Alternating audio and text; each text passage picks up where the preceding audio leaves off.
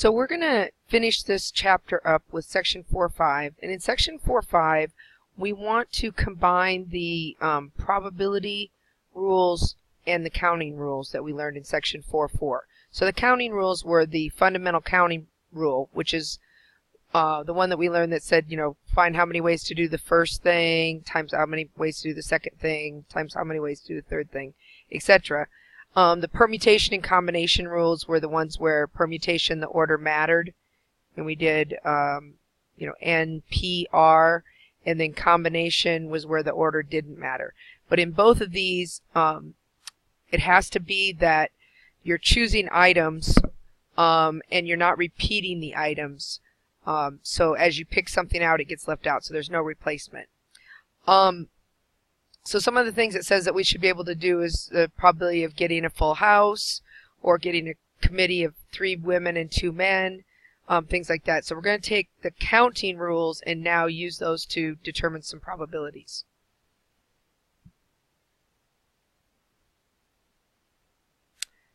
So this first problem, it says that a store has 6 TV graphic magazines and 8 news time magazines on the counter. Now we're assuming these are different. It's not like 6 identical TV graphics and 8 identical news time. That wouldn't be very interesting. So these are 6 different TV graphics and 8 different news times. If 2 customers purchased a magazine, find the probability that one of each magazine was purchased. So that would mean you're going to get 1 TV graphic and 1 news time. Now in this case, does the order matter? And the answer is no. It doesn't matter. It just says one of each. So it doesn't matter if the first one gets a TV graphic and the second one gets a news time, or the first one gets a news time and the second one gets a TV graphic. Either way, we meet the criteria. So the order doesn't matter. So we're looking at combinations, not permutations. So if you recall, every time that we want to do something, you have to figure out on the bottom the number of total ways to do it. And then on top, you want the number of ways to get what you want.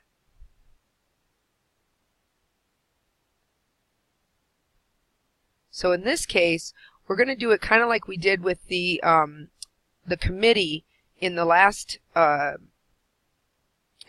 section, when we were trying to figure out how many different ways to pick a committee of, it was 3 women, it was this one right here. We have 7 women and 5 men, and we were looking to find, or get 3 out of the 7 women and 2 out of the 5 men. So it's similar to that. This is our TV graphic, and this is our TV, or our news time. And this is the probability that you're going to get 1 of the TV graphic, because the TV graphic, there's 6, and you're choosing 1. But then we also have, so we'll just call this TV, we also had news time, and the news time, there's 8, and we're choosing 1.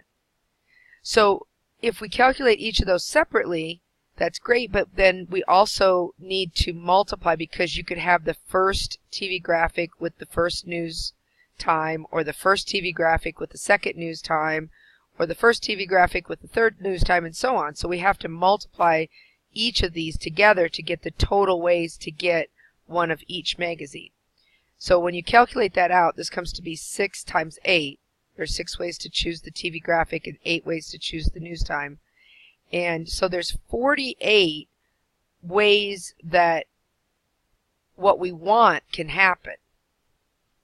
But on the bottom, this is the total number of magazines. So this is, on the bottom, the number of total ways you can pick 2 magazines.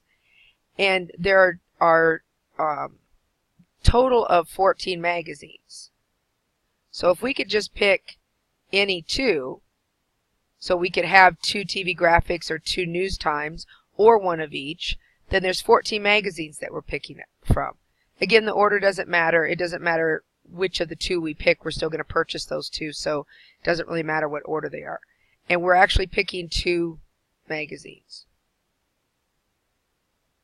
So this is the total number of ways it can happen. So this includes all the ones that we don't want. It's all the ways that can happen. So 14 choose 2, do that on your calculator. Just do a 14C2 on your calculator. You'll find that that's 91. So out of the 91 total ways to pick 2 magazines, 48 are what we want. So our answer is 48 out of 91. And you can leave it like that, or you could approximate it. And let me type it on the calculator real quick. 48 out of 91. It would be appropriate to say that's about 0.53 or 527. Or you could say it's about a 52.7% chance. So we have a little bit better chance that we'll get one of each than we have of getting just 2 TV graphics or 2 news times, because this is over half. So the next question asks, and remember, we're kind of putting everything together in this section. We're able to use anything that we've learned so far.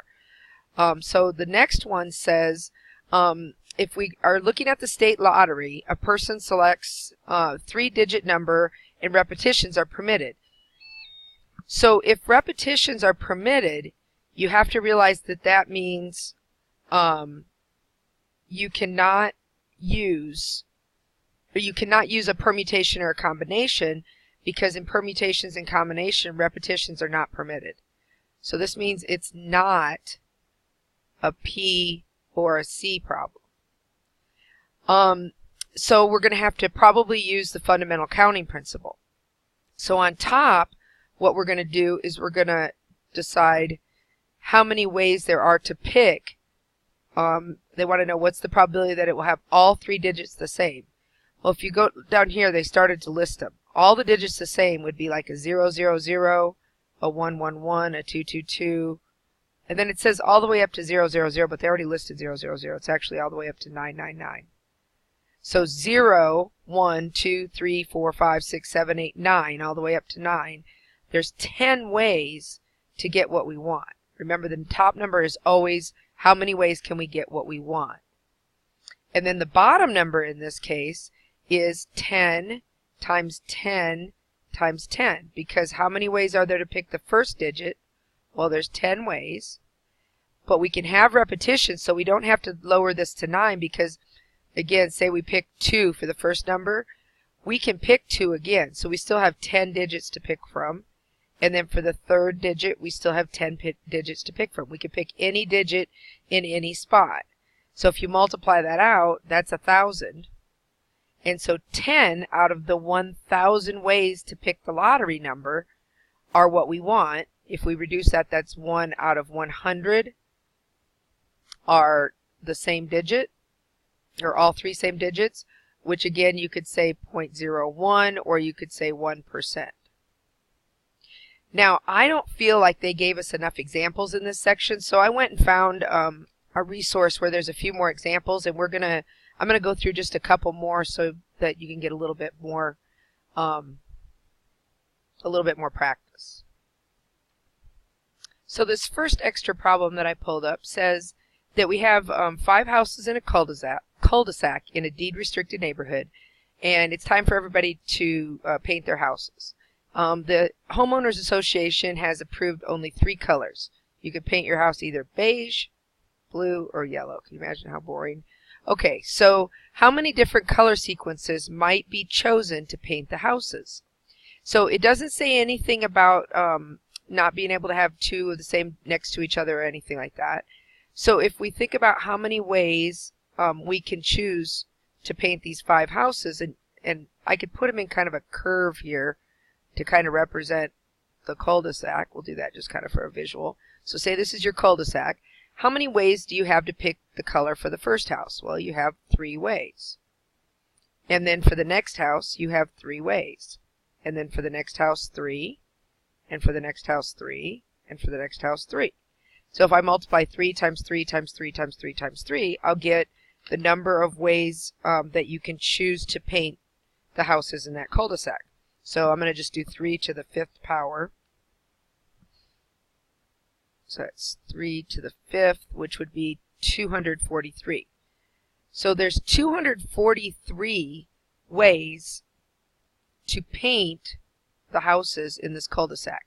Again, it seems really crazy with just 3 colors, but you have to think about the fact that we could do like beige, beige, beige, beige, beige, or beige, beige, beige, beige, blue, and so on. I mean, there's lots and lots of different ways you could get those 5 houses painted, even with just 3 colors.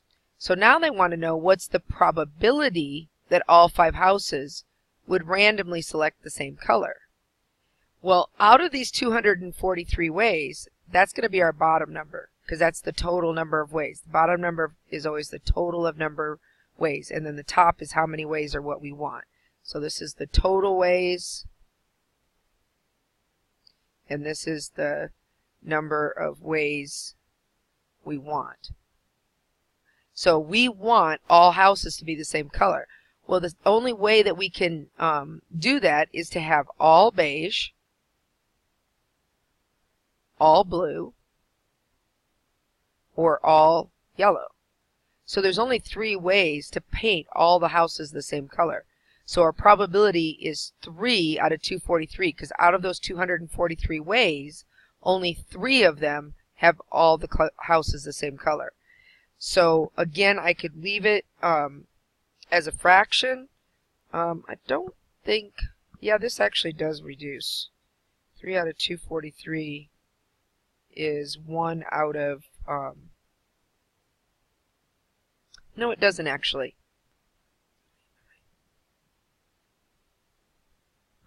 Hold on, I'm going to double check that. I'm not believing my calculator right now. Yeah, it does reduce. Okay, so 3 goes into 3 1 time, and then 3 goes into 243 81 times. I don't know why my calculator was giving me grief.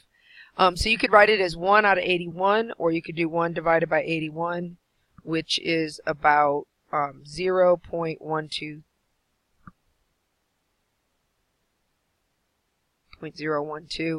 or 12%. I'm sorry, 1.2%. So you only have a 1.2% that if they randomly picked their colors, they would all get the same color. So on our next problem, we have a decorator, and this decorator is selecting colors for the den walls, the sofa, and an accent chair. So they have the walls to paint, a sofa to buy, and an accent chair to buy. In doing this, there's 10 colors for the walls, there's 5 colors for the sofa, and there's 3 colors for the accent chair. So how many ways can she choose the colors? Well, that's a classic multiplication of choices problem. So there's 10 ways to pick the first thing, then there's 5 ways to pick the second thing, and then there's 3 ways to pick the third thing. So 10 times 5 is 50, times 3, there's 150 ways, total ways, to pick these 3 items from those colors. So out of this, what's the probability that if the colors are randomly selected, that she gets green walls, seafoam green, a yellow sofa, and a turquoise accent chair? Ooh, I don't know if that would look very good. But anyway, moving along. How many ways are there for that to happen? Well, there's only one way. The only way that they say we're going to count as our way that we want is the seafoam green walls, the yellow sofa, and the turquoise chair. That's only one of the ways out of our 150 ways. So our probability that that occurs is 1 out of 150. And again, then we could say 1 out of 150 is 0.007, or 0.7%. So not even 1%, because it's less than 1 out of 100. It's 1 out of 150. So we don't even have a 1% chance of that happening. We have a 0.7% chance of that happening. So in class, we talked a lot about selecting members from a committee. Here they call it a seminar, but kind of the same idea. You're going to go attend this management seminar. It's the same as picking for a committee or whatnot. So it says the company has 9 executives. There's 4 women and 5 men. And we want to know all these different probabilities. Before we do that, I want to figure out our bottom number. So what is our bottom number going to be in all of these? Well, out of 4 women and 5 men, that's a total of 9 people. Since we're not picking any sort of like president, vice president, chairman, or anything like that, the order doesn't matter. So we're doing a C. And then we're going to pick 3 to a 10. So it says 3 are going to get selected. So we're going to do 9 choose 3 every time. So this is going to calculate what our bottom number is, and that comes out to be 84. So there's 84 ways to pick from these 9 people total. Now all we have to do on all of these problems is figure out what's this top number based on what they say. And remember that top number, this is total ways to pick the committee. So this is a total number of ways to pick 3 from 9 people. And then this is going to be whatever we want. What do we want in that particular problem? So for A, it says find the probability that you get all women. Well, all women, we have to figure out, well, how many ways are there to get all women? Well, then we have to limit it, because now we only have 4 women, but out of those 4 women, we're choosing all of them for the committee. So it's a 4 choose 3, because we're only picking from the women, but we're taking all 3. That ends up being 4. So our probability for this is 4 out of 84, which is 1 out of 21. For B, it says find the probability that all 3 selected are men. Well, that's just the same thing that we did with the women, but we're going to do it with the men. So for the men, there were 5 men. Again, we're picking from those 5 all 3 of the committee members or the seminar members, and that comes out to be 10. Again, just type this in on your calculator, 5 choose 3 on your calculator, and you get 10. So the probability out of all these 84 ways, there's 10 ways to pick all 3 of the committee members from the men group. So 10 out of 84, or 5 out of 22. Again, if we want to put it as a percentage or a decimal, 1 out of 21 is 0.048. So about 4.8% chance that you get all women. And then 5 out of 22, since there's more men, you're more likely to pick all men. And that comes out to be, oh, I have that number wrong. Hold on a second. That's not 22, that's 42. I thought that seemed too big. Okay, so it's actually 5 out of 42, which is 11.9%. So you have a better chance of getting all of your committee members being men than you do women, because you have more men in the group. Okay, so the next thing, find the probability that at least one of the people will be a man. So now we have to figure out at least one man. And this is one where a complement is going to be easier to do. Because finding the probability that at least one is a man, there's a lot of different ways to do that. But there's only one way to get no men, and that's to get all women. And we already calculated that. So the probability that you get at least one man is the complement of the probability that we get no men. And no men is the 4.8%. So we've actually already got this mostly calculated. We just have to subtract now. So it'd be 1 minus 0.048, which comes out to be 0.952. All right. Now we want to find the probability that 2 men and 1 woman will be selected. That's going to be kind of like we did in 4-4 again, where we have to make sure that we get the right amount from each group. I'm going to erase some of this up here because I'm running out of room. So if I want to get a specific number from each group, I have to figure out each group, and then I have to multiply them together. So what are the ways to get 2 men, and what are the ways to get 1 woman? So from the women, there's 4 women, and we're going to choose 1. And then from the men, there are 5 men, and we're going to choose 2. So we'll figure out each of these separately and then multiply. So a 4 choose 1 comes out to be 4. This number comes out to be 4. And then 5 choose 2, if you put that into your calculator, comes out to be 10.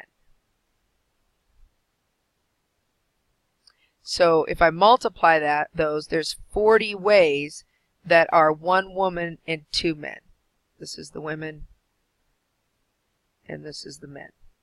So if I multiply those together, there's 40 ways that can happen. And again, all of these, my bottom number is going to be that 84. So 40 out of 84, which would be 4 out of 42, which would be 2 out of 21. If I wanted to calculate that as a decimal, that's about 0.095 or 9.5%. And then last but not least, find the probability that 2 women and 1 man will be selected. That's going to be just like this, and I'm not going to complete it out for sake of time, but it'd be just like this, except instead of from the 4 women picking 1, you're going to from the 4 women pick 2, and then from the 5 men, you're going to only choose 1. And then you would do it exactly the same.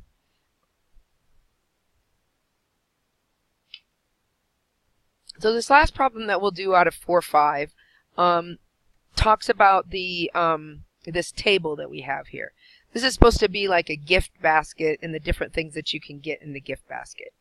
So if one basket out of this group is chosen at random, what is the probability that contains coffee or candy?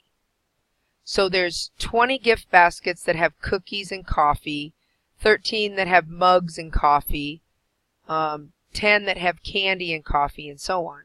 So we want to know the probability that contains coffee or candy. Well, before we can do anything with this, I really need to know how many baskets there are. So I'm going to take all of those and total them up. So if we add all these up, there are 77 different baskets. Okay, so it asks what is the probability if a basket is chosen at random that it contains coffee or candy. Well, everything in this row contains coffee, and everything in this column contains candy. So I want to add up all the coffees and all the candies, but I don't want to double count these baskets that have candy and coffee in them. So there's going to be 20 plus 13 plus 10 plus 12. So 20 baskets that have coffee and cookies, 20 that have coffee and mugs, 10 that have coffee and candy, and then another one that has just candy, but it's with tea, so candy and tea. If I add those all together, that's going to be out of the 77 total ways. That's 55 out of 77.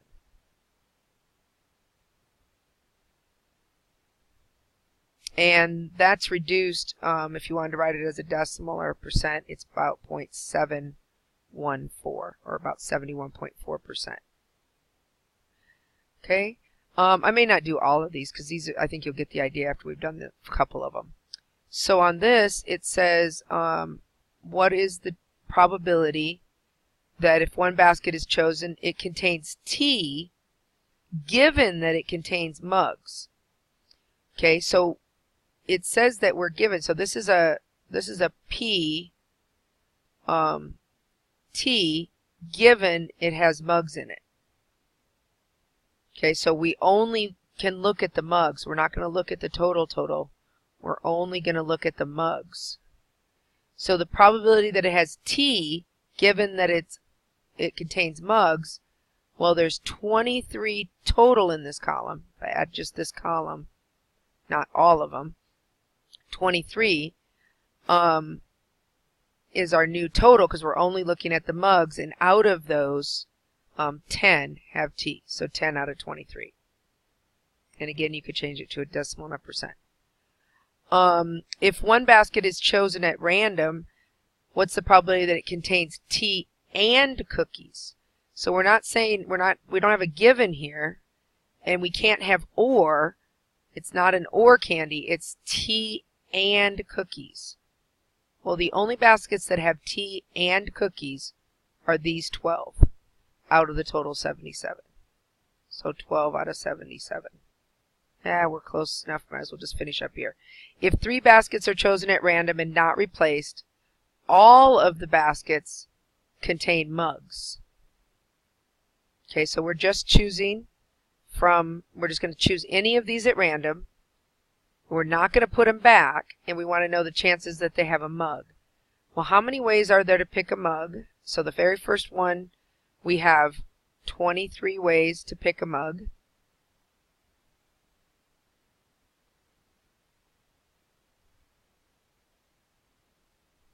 And that's out of our total 77 baskets. So I have a 23 out of 77 chance that I'm going to pick a mug out of those 77 baskets. Now after that, I've removed one of the mugs. I've only got 22 mugs, but I've got 70, and I've only got 76 total baskets. So this is, multiplying the probabilities of each one. So 23 out of 77, 22 out of 76, and then I've removed 2 mug baskets, and I've only got 21 of them, and I have only 75 total baskets. If I multiply that out, that comes out to be 0.339 or 33.9%.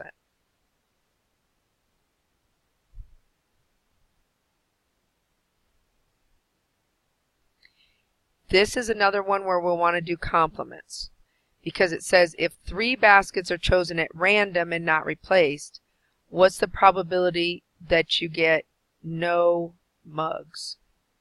Well, there's lots of ways to get no mugs. Oh, hold on a second.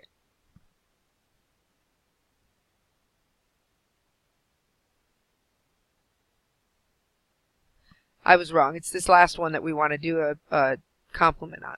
So on this one, none contain mugs means we can pick from any of the ones that are not mugs. So it's kind of similar to what we did in D, except we don't want to pick the mugs, we want to pick the other ones. So the other ones, there's 32 cookie ones, and then there's a total of 22 candy ones. And so on my first one, it's going to be kind of like this, except I'm looking at the cookies and candies. So out of the cookies and candies, there are 54, 32 plus 22, 54 ways to pick a not mug out of the 77.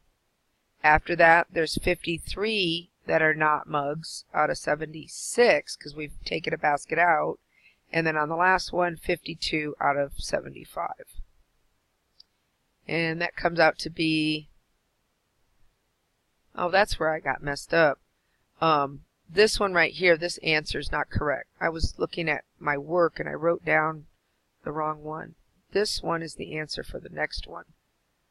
So this comes out to be actually 0.024 or 2.4%. This one is the one that comes out to be 0.3391. Sorry, or 339. Sorry, I looked at my notes too quickly. So that's 33.9%. And then this is the one where we want to do the complement. So if 3 baskets are chosen at random and not replaced, what's the probability that at least one contains a mug? Well, we've already done the work for that because we already know the probability of getting no mugs. So this is going to be the complement of that. So probability at least one mug is going to be the complement of the probability that you get no mugs. And we've already computed how many ways to get no mugs.